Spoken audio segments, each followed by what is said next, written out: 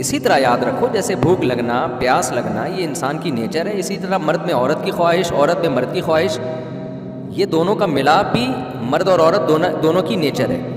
اسے آپ کسی بھی طریقے سے کسی شارٹ کٹ راستے سے پوری کرنے کی کوشش کریں گے نا تو پورا پروسیس جو قدرت نے رکھا ہے اس میں ڈسٹربنس پیدا ہوگی. یہ ہو نہیں سکتا کہ وہ ڈسٹرب نہ ہو سسٹم. تو شادی کے بعد ایسے لوگ مسائل سے دوچار ہوتے ہیں.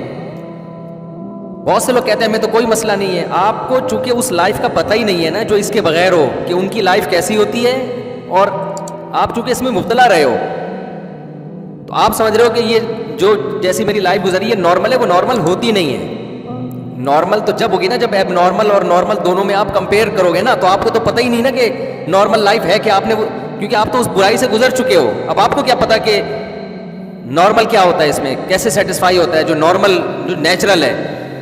تو ڈاکٹروں نے، سب ڈاکٹروں کی بات نہیں کر رہا، کچھ ڈاکٹر تو اس کے خلاف بھی ہیں اس کے، اور وہ اس کو پروموٹ نہیں کر رہے، لیکن بہت سے ڈاکٹروں نے نوجوانوں کو اس لت میں ڈال دی ہے.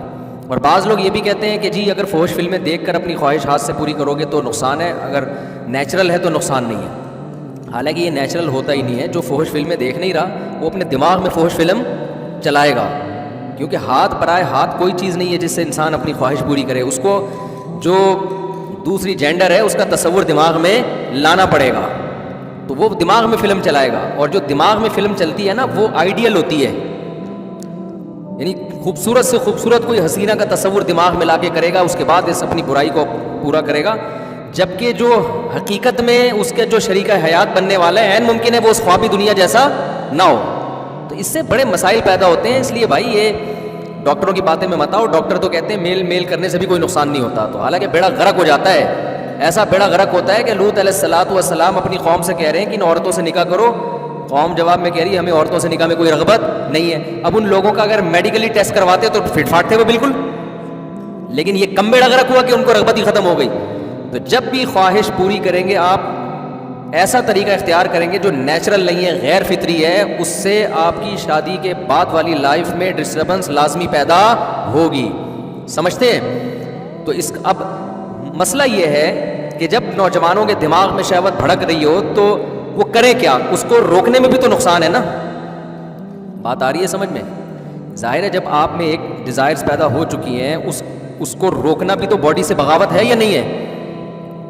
اس چیز کو ڈاکٹر دیکھ رہے ہوتے ہیں کہ یار وہ اس کو جو کنٹرول کر رہا ہے اس سے بھی تو دماغ میں ایک ٹینشن پیدا ہو رہی ہے نا، تو وہ بھی تو ایک صحت کے لیے نقصان دہ اور یقیناً نقصان دہ ہے. تو بات یہ ہے کہ وہ نقصان کم ہے اگر اس کو آپ نے وقتی طور پر فائدہ پہنچانے کے لیے، اس نقصان سے بچنے کے لیے اپنی خواہش کو کسی اور طرح سے پورا کر لیا تو وقتی طور پر تو فائدہ ہوگا، لیکن جو دیر پا اس کے نقصانات ہیں وہ زیادہ ہیں وقتی فائدے کی نسبت. وہ کیسے ہیں؟ ایک تو وہی کہ آپ نے نیچرل راستہ اختیار نہیں کیا. دوسرا یہ کہ بار بار پھر یہ شہوت بھڑکے گی. یہ شہوت پھر کم بولو نہیں ہوگی، پھر یہ بار بار بھڑکے گی. یہ بھڑکتی ان لوگوں کی زیادہ ہے جو ہاتھ سے اپنی خواہش پوری کرتے ہیں، جو نہیں کرتے ان کی بھڑکتی نہیں ہے، پھر وہ کنٹرول میں رہتے ہیں. جب انسان میں ایک ڈیزائرز پیدا ہوتی ہے نا وہ پوری کرے گا کرتا رہے گا کہ اپنے آپ کو مطمئن کرنے کے لیے، تو وہ اور پیدا ہوں گی وہ اور زیادہ. تو یہ پھر اعتدال سے یہ کام ہوگا ہی نہیں، یہ پھر بے اعتدالی کی طرف جائے گا. تو یہ بالکل ایسے ہے جیسے کسی کو چرس پینے کی، ہیروئن پینے کی خواہش ہوئی اور وہ کہتا ہے جب میں پی لیتا ہوں تو سکون میں آ جاتا ہوں. ہم کہتے ہیں خواہش تجھے کمبخت پیدا ہی اس لیے ہو رہی ہے کہ تو پیتا ہے، نہیں پیے گا تو یہ آہستہ آہستہ خواہش کیا ہو جائے گی؟ کم ہو جائے گی. تو جن لوگوں کی شادی نہیں ہوئی ہے وہ کوئی ایسا 2 نمبر راستہ اختیار نہ کریں. یہ کام تو جانور بھی نہیں کرتے بھائی. خواہشات تو اللہ نے ان میں بھی رکھی ہیں، نہ عورت یہ کام کرے نہ مرد یہ کام کرے. تو اس کا جو اسلام نے حل بتایا ہے نا وہ یہ ہے کہ اپنی خواہشات پہ کنٹرول کریں. ٹھیک ہے شروع میں ٹینشن ہوگی لیکن آہستہ آہستہ اس کنٹرولنگ پاور آپ کی بڑھے گی اور کنٹرول کرنے کی عادت بڑھ جائے گی آپ کو، اور اپنی نگاہوں کی حفاظت کرے. اور نبی صلی اللہ علیہ وسلم نے جو اس کا حل بتایا وہ سب سے بہترین حل ہے. فرمایا جس کو نکاح نہ ملے، نکاح کا مشکل ہو اس کے لیے، تو فرمایا فعلیہ بالصوم، کثرت سے روزے رکھے ہو. کثرت سے روزے رکھنے میں کیا ہوگا؟ 2-4 روزے سے تو خواہش بڑھتی ہے، کم نہیں ہوتی، کیونکہ ایک اور کولیسٹرول ختم ہو جاتا ہے اور آدمی اسمارٹ ہو جاتا ہے. تو کثرت سے روزے رکھنے سے جو اضافی خواہش ہے وہ بھی کم ہوگی اور روحانی قوت بڑھتی ہے اس سے. روزے کا خود اپنا ایک نور ہے. تو اس طرح سے کثرت سے روزے رکھا کرے یا عبادت میں دل بہلائے. سب سے اہم ایک اور بات ہے کہ اپنی کوئی فزیکل ایکٹیویٹی کریں.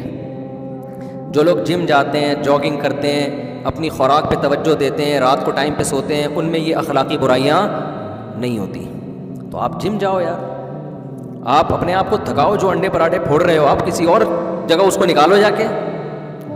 جب آپ صحیح جگہ نہیں خرچ کرو گے. دیکھو نوجوان آدمی کو کی اللہ نے نیچر بنائی ہے کہ وہ چاہتا ہے کہ میری باڈی بلڈ کرے. اب ہر وہ چیز جو اس کی باڈی کے بلڈ کرنے میں رکاوٹ بنے گا، اس سے اس کو نفرت ہوگی، بشرطے کہ وہ باڈی کے کو بلڈ کرنے کی فکر میں لگ جائے. تو آپ ایکسرسائز کر کے دیکھیں، جم جائیں پابندی سے، صبح جاگنگ کریں، اپنے آپ کو تھکائیں، پسینہ بہائیں، اتنا تھک جائیں، پھر منڈ کے کھائیں، مزہ بھی آئے گا کھانے کا، بھوک لگے گی، کولیسٹرول ختم ہوگا، ماس پیدا ہونا شروع ہو جائے گا. پھر اس کے بعد طبیعت سے آپ گہری نیند سو جائیں، طبیعت سے نیند آئے گی آپ کو. پھر صبح صبح اٹھیں، تہجد میں اللہ سے مانگیں، اپنی اسٹڈی کریں، مطالعہ کریں، فجر کے بعد جاگنگ کریں. ایسا اچھا دن گزرے گا. یہ فضول کاموں کی طرف آپ کی طبیعت نہیں جائے گی. یہ سارے کام وہی لوگ کر رہے ہوتے ہیں جو فراغت ٹیکسٹائل مل میں جاب کر رہے ہوتے ہیں. فراغت ٹیکسٹائل مل میں جاب کر رہے ہوتے ہیں. تو یہ ان لوگوں کے کام زیادہ ہیں. تو رات کو مطالعے کا بھی معمول بنائیں، اسٹڈی کا کوئی کتاب سامنے رکھ لیں، مطالعہ کرتے کرتے سو جائیں. اور موبائل جو ہے نا، سونے سے 2 گھنٹے پہلے رکھ دیں، کہیں بھی چھپا دیں. موبائل نہیں ہے، کتنا بھی ضروری کام ہو بھائی، جب سونا ہے نا اس سے 2 گھنٹے پہلے موبائل کیا ہے، بند. تو اس طرح ہنسی خوشی زندگی گزاریں. اس کا فائدہ یہ ہوگا کہ جب آپ کی شادی ہوگی نا، تو آپ کو پتہ چلے گا کہ شادی از شادی. جو مفتی صاحب شادیوں میں بیان کرتے ہیں نا، یہ ایسے ہی نہیں کر رہے ہوتے. نکاح کی لذت حقیقت میں اسی کو حاصل ہوتی ہے جس نے بیوی سے پہلے اپنی اس خواہش کو کسی اور ذریعے پورا نہ کیا ہو. ہمارے ہاں تو تھکے ہارے بیچارے عجیب سے جو ان کے حالات چل رہے ہیں مارکیٹ میں، کیا بتاؤں میں حالات کیا چل رہے ہیں. وہ کہہ رہے ہیں شادی ہونے والی ہے، سو رہی ہے، تھوڑی بہت خوشی ہوتی ہے کہ ہو رہی ہے. تو کیونکہ وہ ظاہر ہے وہ جذباتی نہیں، کیونکہ وہ اپنے خواہشات پوری کر کر کے وہ ڈیزائرز ہی، میں نہیں کہہ رہا کہ ڈیزائر ختم ہو جاتی ہیں، وہ تو دوبارہ پیدا ہو جاتی ہیں، لیکن وہ بات نہیں رہتی. تو اسلام اس سے بہت ساری چیزیں حاصل کرنا چاہتا ہے کہ جب آپ اپنی خواہشات پہ کنٹرول کرو گے، جب نکاح ہوگا آپ کا نا، تو آپ کی کو بیوی سے ٹوٹ کے محبت بھی ہوگی. پھر ابھی تو جو ہے نا وہ جو حساب کتاب چل رہا ہے، کیونکہ اتنے دل بھرے ہوئے ہوتے ہیں الٹے الٹے کام کر کر کے، اس کے بڑے نقصانات ہیں بھائی آپ کی.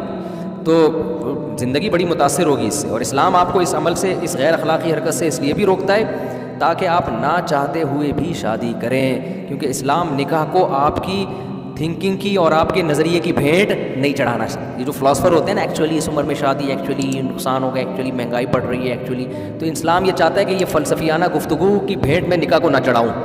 اس سے عورتوں کو بھی نقصان ہو رہا ہے، مردوں کو بھی نقصان ہو رہا ہے. اسلام چاہتا ہے کہ یہ نہ بھی چاہیں تو مجبور ہو کے کریں شادی، اور اس کے نتیجے میں اولاد پیدا ہو. سمجھ رہے؟